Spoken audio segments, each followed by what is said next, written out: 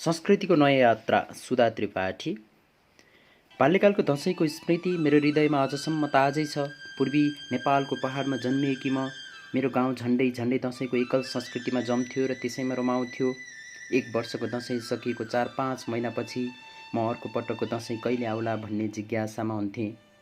आमा बुबाको झ्याउकिरी कराएको 3 महिनापछि भन्ने उत्तर पाएपछि म झ्याउकिरी कहिले कराउला र दशैं आउला भन्ने सोचमा मग्न हुन्थेँ।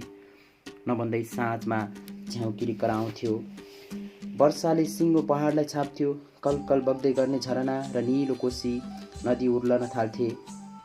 बिस्तारै यो सेलाउँथ्यो र लेखनाथ पौडेलले भने झैँ झरी बाढी र हिलो पनि घट्दै गएर शारदीय शोभामा रमाएको दशैं धरतीमा आउँथ्यो।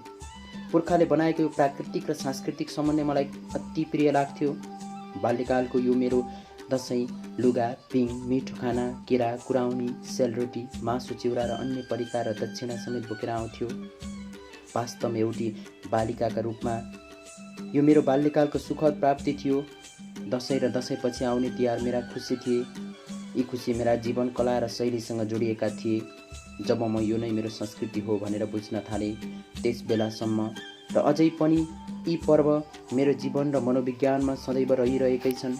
जीवन एउटा प्रवाहशील नदी हो। यो सामुद्रिक नाविकहरूको यात्रा जस्तै हो, जसलाई हामी निरन्तर दौडाइरहेका हुँदा रहेछौँ। यो मनुष्यको यस्तो गतिशील यात्रा रहेछ, जसलाई हामी भोग्ने, बुझ्ने, सम्झने र विचार गर्ने गर्दा रहेछौँ। यही यात्राकै सिलसिलामा म दुर्गम भनिएको पहाड छाडेर काठमाडौँ पुगेँ। म प्रकृतिको काखमा रमाउने मान्छे। केही समय त सहरमा घुलमिल हुन पनि कठिन भयो। बिस्तारै सडकका गल्ली, कोलाहल र भिडभाडसँग परिचित हुन थालेँ। काठमाडौँको एउटा कन्या विद्यालयमा भर्ना भएर पढ्न थालेपछि मलाई थाहा भयो नेपाल त व्यापक रहेछ। यही व्यापकतामा मैले त्यहाँ मेरा तामाङ, गुरुङ, मगर, राई, लिम्बू, झा, यादव, नेवार आदि साथीहरू पाएँ। त्यहाँका हामी कोही शरदको दशैं मनाउँथ्यौँ, तर कोही भने अर्कै समय अर्कै दिनलाई दशैं मनाउँथे। कोही बुद्ध पूर्णिमाको कुरा गर्थे, कोही उधौली उभौलीको कथा सुनाउँथे, कोही क्रिसमसको गीत गाउँथे, कोही लोसारलाई आफ्नो मूल चाडका रूपमा मनाएको कुरा गर्थे, कोही माघीको परिकार बताउँथे र कोही देउडाको भाका गाउँथे। त्यसपछि म सिङ्गो नेपाल चिन्न सक्ने भएँ। म महाकाली र मेचीको सिङ्गो परिवेशमा नव संस्कृतिको अनुभव गर्न थालेँ। भिन्न धर्म, भिन्न संस्कृति, भिन्न पहिरन, भिन्न पहिचान। मलाई बल्ल थाहा भयो नेपाली जीवन त यी विविधता र विभिन्नताको सुन्दर साङ्लो पो रहेछ। नेपाल त मेचीदेखि महाकाली र उत्तर हिमालयदेखि दक्षिण तराई मधेससम्म उदात्त चेतना र भावमा फैलिएको रहेछ। यही विद्यालयीय जीवन हो जहाँ मैले काठमाडौँको नेवार संस्कृति, मुस्ताङको थकाली संस्कृति, पूर्व किराँत संस्कृति बुझेँ, उत्तरको शेर्पा संस्कृति, तराई मधेसको मधेसी संस्कृति, पश्चिमको मगर र थारू संस्कृति बुझेँ।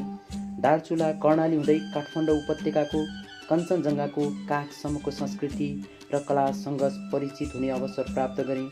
नेपालको लामो इतिहास र सभ्यताले निर्माण गरेका यी साझा संस्कृति मेरै संस्कृति थिए, मेरै देशका सम्पत्ति थिए र मेरा ती सबै मित्रहरू एकै फुलबारीका साझा फुलहरू थिए। म पनि त्यही फुलबारीकी एउटी बिरुवा थिएँ र साझा फुल बनेर फुल्ने र फक्रने तर्खरमा थिएँ। मनुष्य जीवनको सार्थकता भन्नु नै चेतना हो। गरिब वा धनी हुनु के हो र किन मानिस गरिब वा धनी हुन्छ, यो कुरा मैले विद्यालयमा पढ्न पाइनँ, किनभने यो समय यस्ता विषयमा पढाउने परिपाटी नै थिएन र यस किसिमको चेतना विस्तारको वातावरण पनि थिएन। त्यस बेला क्याम्पसमा पनि यस्ता कुरा पढ्न पाइँदैनथ्यो। निजी अध्ययन मेरो यस्तो जीवनबोधको लागि सार्थक समय थियो। वास्तविक ज्ञानको खोजीकै लागि म निजी अध्ययनतर्फ तानिएँ। मैले त्यहाँ पढेँ, वास्तवमा मानिस जन्मिँदा जुन शरीर लिएर आउँछ त्यो प्राकृतिक रहेछ र त्यो नै जीव वैज्ञानिक विषय रहेछ। जन्मेपछि विविध कारणले धनी वा गरिब हुँदो रहेछ र त्यही आधारमा हामी एक थरीलाई सभ्य वा वैदिक ठान्दा रहेछौँ। हामी मानिस नै अर्का थरीलाई असभ्य र मूर्ख ठान्दा रहेछौँ। यस्तो भन्नु गलत संस्कृति हो भन्ने कुरा मैले बुझेँ र समाजमा धनी र गरिबको भेद गर्ने संस्कृति खराब हो भन्ने बोध गरेँ। श्रमिक वर्गको आफ्नो संस्कृति हुँदो रहेछ। त्यस्तो संस्कृति श्रममा नै फल्ने, फुल्ने र फक्रने रहेछ। लोक जीवन, लोक संस्कृति, लोक कथा तिनका जीवनका संस्कार थिए। संस्कृति थिए र आत्मा थिए भन्ने पनि बुझेँ। श्रम तिनको जीवनको मात्र नभएर राष्ट्रकै प्रतिष्ठा थियो भन्ने पनि थाहा पाएँ। त्यही कारण श्रममा मान्छेमा भेद हुन्न भन्ने संस्कार मैले सिकेँ। मैले श्रम गर्ने कुरा त महत्त्वपूर्ण संस्कृति रहेछ भन्ने बुझेँ र आज विश्वमा श्रम सिप र जाँगरले नै मान्छेले प्रगति गरेको रहेछ भन्ने कुरा थाहा पाएँ। म महिला र मेरो एउटा छुट्टै वर्ग, मसँग एकाकार हुने वर्ग महिला। अब मैले महिलाका बारेको कुरा पनि बिस्तारै बोध गर्न थालेँ। महिला भएकै कारण म किन उत्पीडित भएँ, यो मेरो मनमा सधैँ उब्जने प्रश्न थियो। मेरा लागि किन छाउ पडी? मेरो प्राकृतिक जीवनमा आउने मेरो शारीरिक परिवर्तन, मैले भोग्ने रजस्वलाको समय मेरा लागि विशेष सुरक्षा। म महिला, म कमजोर जस्ता कुरा किन मान्छेमा यो भेद? किन समाजमा हामी पुरुष र महिलाको सामाजिक भूमिका भिन्न? किन मैले रात दिन काम गर्दा पनि मेरो श्रमको मूल्य भएन? खोइ मेरो पहिचान, म किन बोल्न सकिनँ? म यी प्रश्नहरूमा घोरिन थालेँ। मलाई लाग्यो प्रश्न गर्नु आलोचनात्मक हुनु हो र प्रश्नले मानिसलाई विवेकी बनाउँछ, तार्किक बनाउँछ र बुद्धि दिन्छ। प्रश्न नगरेको भए ग्यालिलियो हुने थिएनन्, गार्गी मैत्रेयी हुने थिएनन्। अलिकति विद्रोह त चाहिन्छ नै समतामूलक समाज बनाउन। मैले मङ्गलादेवी सिंह, सहना प्रधान सम्झेँ। मैले राजेश्वरी, योगमाया र विद्रोही धेरै महिलाहरू सम्झेँ।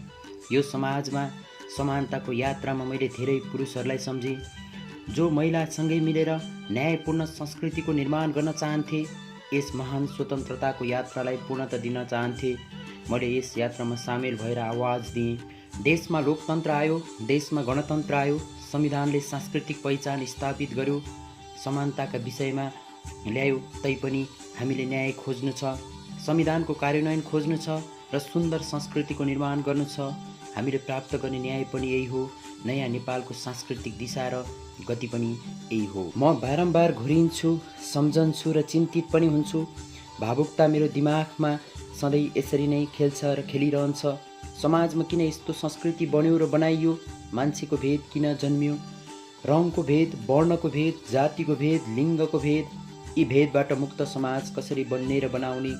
सभ्य र विकसित भनेका कतिपय देशमा पनि आजसम्म एक जातिको रङको आधारमा अर्को जातिमाथि दमन गरेको समाचार सुनिएकै छ। हामी पनि कहाँ मुक्त छौँ र? किन यस्तो भएको होला? समाजमा श्रम विभाजनले मान्छेलाई भिन्न भिन्न काम गर्ने बनायो। हामीले त्यही आधारमा जात बनायौँ। जातकै आधारमा विभेदको परम्परा सुरु भयो। कोही दलित भयौँ, कोही ब्राह्मण, कोही जनजाति। हाम्रा संस्कार छन्, हाम्रा आफ्ना परम्परा छन्, हाम्रा आफ्ना खानपान छन्, हाम्रा आफ्ना वेशभूषा छन्। हाम्रो रङ भिन्न छ, कोही काला होला, कोही गौँगोरा। हाम्रो अनुहार भिन्न होला, कसैको नाकको उचाइ फरक होला, कसैको आँखाको आकार र स्वरूप भिन्न होला। म फेरि घोरिन्छु, अतालिन्छु र सोध्छु, यही आधारमा मानिसमा भेद किन? मनुष्यको मनुष्यत्व र मानवको मानवता नै सबभन्दा ठुलो कुरा हो। धर्म पनि यही हो, कर्तव्य पनि यही हो। समाजले सामाजिक सांस्कृतिक विषयलाई भेदको विषय बनायो। हामी छुट्टियौँ, हामी टुक्रियौँ, हामी भिन्न भयौँ र हामी मनुष्यले नै यी भेद जन्मायौँ। यो भिन्नता मान्छेले जन्माएको भिन्नता हो, नत्र मानिस एकै हो। हामी सबै प्रकृतिका साझा सन्तान हौँ, साझा वरदान हौँ। संस्कृति हाम्रो परिचय हो, हाम्रो पहिचान हो र हाम्रो अनुभूति हो। संस्कृति हाम्रो बोल्ने, विचार गर्ने र बाँच्ने तरिका पनि हो। हाम्रो संस्कृति बाँच्नुपर्छ, त्यसैले हाम्रा सांस्कृतिक मूल्यहरू बाँच्नुपर्छ। दसैँ हाम्रो संस्कृति हो, तिहार हाम्रो संस्कृति हो। तीज, बुद्ध पूर्णिमा, छठ, उभौली उँधौली, लोसार, गौरा, माघी, सिरुवा, क्रिसमस, ईद आदि हाम्रा संस्कृति हुन्। सभ्यताको यस यात्रामा म बारम्बार सोध्छु र सोध्छु। यस्ता सुन्दर अवसरलाई हामीले सदुपयोग गर्नै पर्छ। संस्कृतिका नाममा लिङ्ग, वर्ग, रङ, भूगोल, जाति, धर्मका आधारमा हुने भेद विकृति हुन्। ती कुरा हट्नुपर्छ र संविधानले यसको सुनिश्चितता पनि गरेको छ। म बाँचेको पृथ्वी साझा छ, हाम्रो भावना साझा छन् र मन साझा छ। सभ्यताको यात्रामा कोहीलाई दमक बनाइयो, कोही दमित जस्ता बनाइयो, कोही मूल र कोही बहिष्कारमा परे जस्ता पनि भयो। यस्तो संस्कृति नभएर विकृति हो। हामी न्यायपूर्ण समाजको निर्माणको यात्रामा छौँ र यस यात्राको निरन्तरतामा पनि छौँ। बाल्यकालमा दसैँ मनाउन मामा घर गएको स्मृतिमा अटाएको मन पङ्खफुङ्ग छ आज। वीरगञ्जको यात्रामा देखेको धान खेत र चौधरी काकाको घरमा मागीको माछा र परिकार आज पनि मेरो स्मृतिमा ताजै छन्। सिराहाकी यादव साथीको घरका छठ पर्वको अतिथि बनेको अनुभूति पनि जिउँदो छ। उदयपुरकी राई बहिनीको परिकार र तिनको संस्कृतिले पनि लोभिएकै हुँ। रोल्पाका मगर साथीको घरमा पनि पुगेकी हुँ र त्यहाँको संस्कृतिको परिचय पनि पाएकै हुँ। धेरै समयपछि बर्दियामा मनाएको माघीले पनि मलाई तानेकै छ। हामी के हिमाल, के पहाड, के तराई एउटै साझा संस्कृतिको निर्माणको समयमा छौँ र भिन्नता र भेदबाट मुक्त समाजको निर्मितिमा छौँ। मेरो 6 दशक लामो यस यात्रामा परिवर्तन देखेकी छु र रमाएकी पनि छु। यति भएर पनि म अझै सन्तुष्ट छैन। नयाँ समाज र नयाँ संस्कारको खोज मेरो जीवन यात्रा हो। यो यस्तो यात्रा हो जसले सांस्कृतिक सत्यलाई स्वीकार गरोस् र सांस्कृतिक न्यायलाई स्थापना गरोस्। वसुधैव कुटुम्बकमको संस्कृतिलाई स्थापित गरोस्। एउटा उज्यालो बाटोको यो यात्रा निरन्तर र अविचलित गतिमा अघि बढोस्। म त यस यात्राकी साक्षी मात्रै हुँ। अबको नयाँ पुस्ताले नयाँ बाटो बनाओस्। नयाँ पुस्ता एउटा नयाँ उज्यालो हो र तिनका आँखामा मैले देखेको उज्यालो ज्योति पनि यही हो।